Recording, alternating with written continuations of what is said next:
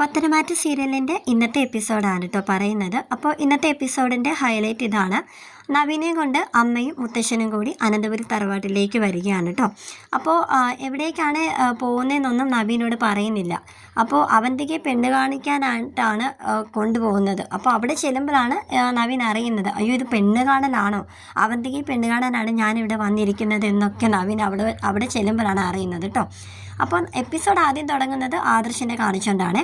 അപ്പോൾ നമുക്ക് സ്റ്റോറിയിലേക്ക് വരാം. സ്റ്റോറിയിലേക്ക് വരുന്നതിനെക്കാട്ട് മുന്നേ ആരും സബ്സ്ക്രൈബ് ചെയ്യാതെയാണ് കാണുന്നതെങ്കിൽ എല്ലാവരും ഒന്ന് സബ്സ്ക്രൈബ് ചെയ്തേക്കണേ, ആ ലൈക്കും കൂടി ഒന്ന് അമർത്തിയേക്കണം കേട്ടോ.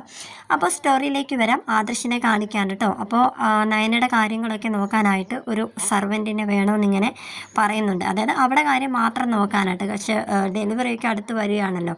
അപ്പോൾ അവിടെ നിൽക്കുന്ന വിശ്വേട്ടനോട് പറഞ്ഞിരുന്നു, വിശ്വേട്ട ഒരു നല്ല ഒരാളെ, നമുക്ക് വിശ്വാസമുള്ള ഒരാളെ എത്രയും പെട്ടെന്ന് കണ്ടെത്തിക്കൊണ്ട് വരണമെന്നിങ്ങനെ പറഞ്ഞായിരുന്നു. അങ്ങനെ വിശ്വേട്ടൻ ഒരാളെ കൊണ്ടുവരികയാണ് കേട്ടോ. അങ്ങനെ നാൻസി എന്നാണ് പേര്. അങ്ങനെ നയനയെ പരിചയപ്പെടുത്തി കൊടുക്കുകയാണ് കേട്ടോ. നല്ല ആളായിട്ട് ആദർശന് തോന്നുന്നുണ്ട്. അങ്ങനെ പുള്ളിക്കാരി കുറച്ച് സ്ട്രിക്റ്റും കാര്യങ്ങളൊക്കെയാണ്, ഞാൻ പറയുന്നതൊക്കെ മോളെ അനുസരിക്കണം എന്നൊക്കെ ഇങ്ങനെ നയനയോട് പറയുന്നുണ്ട് കേട്ടോ. അങ്ങനെ ആദർശ് വിശ്വേട്ടനോട് ചോദിക്കുന്നുണ്ട്, വിശ്വേട്ട എങ്ങനെയാണ് ആൾ നമുക്ക് വിശ്വസിക്കാൻ പറ്റുന്ന ആൾ തന്നെയാണോ എന്നിങ്ങനെ ചോദിക്കുന്നുണ്ട് കേട്ടോ. അങ്ങനെ അദ്ദേഹം ഒരു നിമിഷം ഇങ്ങനെ ആലോചിക്കുകയാണ്. പക്ഷേ ഈ സർവൻറ്റിനെ കൊണ്ടുവന്നത് വേറെ ആരുമല്ല കേട്ടോ, ഇത് മുത്തശ്ശൻ തന്നെ ഏർപ്പാടാക്കി കൊടുത്തതാണ്. അനന്തപുരി തറവാട്ടിലെ നമ്മുടെ മൂർത്തി മുത്തശ്ശൻ പിന്നെ വിട്ട ആളെയും കൂട്ടിക്കൊണ്ടാണ് വിഷം വന്നിരിക്കുന്നത്, നയനയ്ക്ക് കൂട്ടായിട്ട് കൊണ്ടുവന്നിരിക്കുന്നത്. അതിങ്ങനെ ഫ്ലാഷ് ബാക്ക് പോലെ കാണിക്കാൻ കേട്ടോ. വിശ്വത്തിനോട് പറയുകയാണ്, അത് ഇവള് നല്ല എനിക്ക് വർഷങ്ങളായിട്ട് പരിചയമുള്ള ഒരു ആളാണ് നാൻസി, നയനമോളുടെ എല്ലാ കാര്യം നാൻസി നല്ലതുപോലെ നോക്കിക്കോളും എന്നൊക്കെ വിശ്വത്തിനോട് പറയുകയാണ്. അങ്ങനെയാണ് വിശ്വം നാൻസിയെ നയനയുടെ മുന്നിലേക്ക്, ആദർശിൻ്റെ നയനയുടെ മുന്നിലേക്ക് കൊണ്ടുവരുന്നത്. അങ്ങനെ ഈ ഒരു വിവരം, അതായത് മൂർത്തി സാറാണ് നാൻസി ഏർപ്പാടാക്കി തന്നതെന്നുള്ള കാര്യമൊന്നും ആദർശിനോട് പറയുന്നില്ല കേട്ടോ. അങ്ങനെ അവർക്ക് രണ്ടുപേർക്കും ഒത്തിരി ഇഷ്ടമായി നാൻസിയെ. അങ്ങനെ അവർ നാൻസി അകത്തോട്ട് വീട്ടിൽ പോകാൻ കേട്ടോ. അപ്പോൾ മന്ത്ലി എന്തൊക്കെ ഏത് സാലറി എന്തൊക്കെ കൊടുക്കണമെന്നൊക്കെയുള്ള കാര്യങ്ങളൊക്കെ അവർ അതിനിടയ്ക്ക് സംസാരിക്കുന്നൊക്കെ ഉണ്ട്. അപ്പോൾ മുത്തശ്ശനാണെങ്കിൽ വിളിച്ച് ചോദിക്കുന്നുണ്ട്, വിശ്വത്തിനെ വിളിച്ച് ചോദിക്കുന്നുണ്ട്, എങ്ങനെയാ കാര്യങ്ങളൊക്കെ സെറ്റായില്ലേ, ആദർശന് ഇഷ്ടപ്പെട്ടോ എന്നൊക്കെ ചോദിക്കുന്നുണ്ട് കേട്ടോ. അങ്ങനെ വിശ്വം പറയുന്നുണ്ട് ആദർശന് നല്ലതുപോലെ ഇഷ്ടമായി, വിശ്വസിക്കാൻ പറ്റുന്ന ആളാണോ എന്നൊക്കെ ചോദിച്ചു. എന്നേക്കാൾ വിശ്വസിക്കാമെന്നൊക്കെ ഞാൻ പറഞ്ഞു സാർ എന്നൊക്കെ പറയുകയാണ്. അങ്ങനെ മൂർത്തി സാറ് നല്ല സന്തോഷത്തോടെ കൂടെ തന്നെ ഫോൺ കട്ട് ചെയ്തിട്ട് ആ ഒരു കാര്യം മുത്തശ്ശിയോട് ഷെയർ ചെയ്യുന്നുണ്ട് കേട്ടോ. ഞാൻ എന്തായാലും നല്ലൊരാളെ തന്നെയാണ് ആ നയനമോൾക്ക് വേണ്ടിയിട്ട് ഞാൻ കൂട്ടിന് അങ്ങോട്ടേക്ക് അയച്ചെന്നുള്ള കാര്യമൊക്കെ പറയുകയാണ്. പിന്നീട് കാണിക്കുകയാണ് നമ്മുടെ നവീൻ്റെ വീട് കാണിക്കാൻ കേട്ടോ. അവിടുത്തെ സർവൻ്റ് നവീനോട് പറയുകയാണ്, ഒരു സ്ഥലത്ത് പോകാനായിട്ട് നല്ലതുപോലെ ഒരുങ്ങിയിരുന്നോ കേട്ടോ എന്നിങ്ങനെ പറയാൻ കേട്ടോ. എങ്ങോട്ടാണപ്പാ എന്നിങ്ങനെ ചോദിക്കുകയാണ്. അത് പിന്നെ അത് അമ്മയോടും മുത്തശ്ശനോടും ചോദിച്ചാൽ മതി. ഈ ഷർട്ട് തന്നെ വേണോ, നല്ലൊരു ഷർട്ട് ഇട്ടൂടെ, അലമാരിയിൽ ഇതിലും നല്ല ഷർട്ടൊക്കെ എത്രയോ ഷർട്ട് ഇരിക്കുന്നു, നല്ല കളർഫുള്ളായിട്ടുള്ള ഈ ഷർട്ട് വേണ്ടെന്നൊക്കെ പറയുകയാണ്. അപ്പോൾ നവീൻ ചോദിക്കുകയാണ്, അതിനിപ്പോൾ ഞാൻ ഈ ഷർട്ട് ഇപ്പോൾ ഇട്ട് പോയില്ലേ, ഇനിയിപ്പോൾ വേറെ ഷർട്ട് എന്തിനാണെന്നൊക്കെ ചോദിക്കുകയാണ്. അങ്ങനെ കാര്യം അവിടുത്തെ സർവൻ്റ് പറയുന്നില്ല. അങ്ങനെ അമ്മയും മുത്തശ്ശനും കൂട്ടി നമ്മുടെ നവീനെയും കൂട്ടിക്കൊണ്ട് കാറിൽ പോയിക്കൊണ്ടിരിക്കുകയാണ്. അങ്ങനെ കാറ് വന്ന് നിൽക്കുന്നത് നമ്മുടെ അനന്തപുരി തറവാടിൻ്റെ വാതിക്ക വന്നിങ്ങനെ നിൽക്കുകയാണ് കേട്ടോ. അപ്പോൾ നവീൻ പറയുന്നുണ്ട്, ഇവിടേക്കാണെങ്കിൽ എന്നോട് പറഞ്ഞ പോരായിരുന്നോ, ഇങ്ങോട്ടേക്കാണ് വരുന്നതെന്ന്, ഇതിന് ഇത്ര സസ്പെൻസ് ഇടേണ്ട കാര്യം ഉണ്ടായിരുന്നോ എന്നിങ്ങനെ ചോദിക്കുകയാണ്. നീ എന്തായാലും ഇറങ്ങുമെന്ന് പറഞ്ഞ് അങ്ങനെ ഇവർ 3 പേരും അങ്ങോട്ടേക്ക് ചെല്ലുകയാണ്. അപ്പോൾ അവിടെ ഉള്ളവരെല്ലാവരും ഇവരെ കണ്ടപ്പോൾ തന്നെ ഭയങ്കര സന്തോഷത്തിലായിരിക്കും എന്നൊക്കെ പറയുകയാണ്.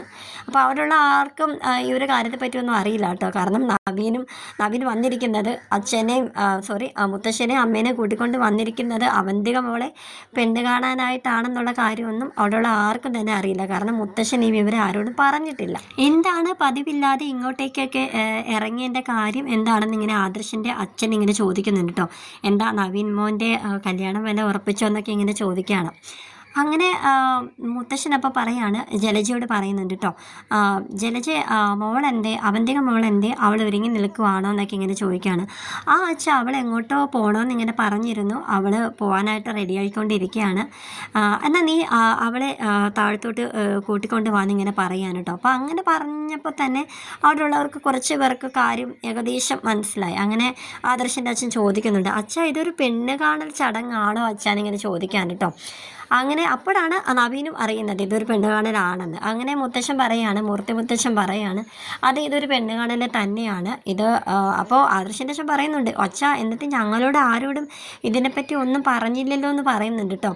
നവീനോട് പോലും അവർ ഇതിനെപ്പറ്റി ഒന്നും പറഞ്ഞിട്ടില്ല. പിന്നെ നിങ്ങളോട് ആരോടും പറഞ്ഞില്ല, കേട്ടില്ല എന്നുള്ള ആ ഒരു പരാതി ഒന്നും വേണ്ട. ഇതൊരു സസ്പെൻസ് തന്നെ ആയിരുന്നു അത് എല്ലാവർക്കും എന്നിങ്ങനെ പറയാൻ കേട്ടോ.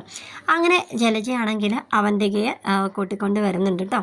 അങ്ങനെ സംസാരിക്കുകയാണ് അവർ തമ്മിൽ. അങ്ങനെ അവന്തികയോട് മുത്തശ്ശൻ ചോദിക്കുന്നുണ്ട്, മോളെ മോൾക്ക് നവീനെ ഇഷ്ടമായോ എന്നൊക്കെ ഇങ്ങനെ ചോദിക്കാൻ കേട്ടോ. അങ്ങനെ അവളൊരു ചെറു പുഞ്ചിരിയോടെയൊക്കെ ഇങ്ങനെ ചിരിച്ചുകൊണ്ട് ഇങ്ങനെ നിൽക്കുകയാണ്.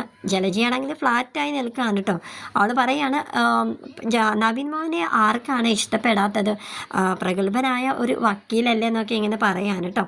അങ്ങനെ നവീൻ്റെ മുഖമാണെങ്കിൽ അറിയാലോ, നമ്മുടെ നവീൻ്റെ മനസ്സിൽ നന്ദു ഉള്ള കാര്യം ഇവർക്ക് ആർക്കും അറിയത്തില്ല, നന്ദുവിന് പോലും അറിയത്തില്ല. അപ്പോൾ അവൻ ആകെ വട്ടടിച്ച് ഇങ്ങനെ ഇരിക്കുകയാണ്. അപ്പോൾ അവൻ പറയുന്നുണ്ട്, എന്നോട് ഇതിനെപ്പറ്റി അമ്മയും മുത്തശ്ശനൊന്നും പറഞ്ഞില്ല, ഞാനാകെ ഒരു കൺഫ്യൂഷൻ അടിച്ചിരിക്കാന്ന് ഇങ്ങനെ പറയാണ്. ആ മോനെ പോട്ടെ, എന്തായാലും നല്ലൊരു കാര്യത്തിനല്ലേ എന്നൊക്കെ ഇങ്ങനെ പറയാൻ കേട്ടോ. അങ്ങനെ ആ ഒരു സീൻ അങ്ങോട്ട് കഴിഞ്ഞിട്ട് പിന്നെ കാണിക്കുന്നത് അവന്തികയുടെ അച്ഛനുമായിട്ട് മീറ്റ് ചെയ്യുന്നതായിട്ട് കാണിക്കുവാണ് കേട്ടോ. അവന്തിക അങ്ങനെ വീട്ടിൽ അനന്തപുരി തറവാട്ടിൽ ഇന്ന് നടന്ന ആ ഒരു വിശേഷം, അതായത് തന്നെ പെണ്ണ് കാണാൻ നവീനേട്ടൻ വന്നൊരു കാര്യം അവന്തികയുടെ അച്ഛനോട്, അതായത് നാഗേന്ദ്രനോട് പറയാൻ കേട്ടോ. അപ്പോൾ അദ്ദേഹം മോൾക്ക് ഇഷ്ടമായില്ലേ എന്ന് ചോദിക്കുകയാണ്. എനിക്കിഷ്ടമായി, എന്നാലും ഞാൻ ഓക്കെ പറയണമെന്നുണ്ടെങ്കിൽ അച്ഛൻ്റെ സമ്മതം ആയിരിക്കണം എന്നിങ്ങനെ പറയാണ്. മോളെ, എനിക്ക് അവനെയും അവൻ്റെ കുടുംബത്തെയൊക്കെ വർഷങ്ങളായിട്ട് അറിയാവുന്നതാണ്, അവൻ നല്ല പ്രഗത്ഭനായ ഒരു വക്കീലല്ലേ, എനിക്ക് സമ്മതക്കുറവൊന്നും ഇല്ല എന്നിങ്ങനെ പറയാൻ കേട്ടോ അവന്തികയോട്. അച്ഛൻ നെഗറ്റീവായിട്ടാണ് പറഞ്ഞിരുന്നെങ്കിൽ, അതായത് നവീനേട്ടനെ ഇഷ്ടമായില്ല, ഈ വിവാഹത്തിന് സമ്മതിക്കേണ്ടെന്നാണ് പറഞ്ഞിരുന്നെങ്കിൽ എനിക്ക് ഒത്തിരി വിഷമമായനെ. കാരണം എനിക്ക് നവീനേട്ടനെ ഭയങ്കരമായിട്ട് ഇഷ്ടമാണ്. അറിയാലോ, അച്ഛന് കുട്ടിക്കാലം മുതലേ നവീനേട്ടൻ എൻ്റെ മനസ്സിലുള്ള കാര്യം ഞാനത് ആരോടും തുറന്ന് പറഞ്ഞിട്ടില്ല. ഇപ്പോൾ എല്ലാവരും കൂടി ഞങ്ങളുടെ വിവാഹം നടത്താൻ പോകുന്നു, ഞാൻ ശരിക്കും ഹാപ്പിയാണ് ചാന്നിങ്ങനെ അവന്തിക പറയാൻ കേട്ടോ. അങ്ങനെ അവളിങ്ങനെ കുറച്ച് നാണത്തോടെയും സന്തോഷത്തോടെയൊക്കെ നിൽക്കുന്നതായിട്ടാണ്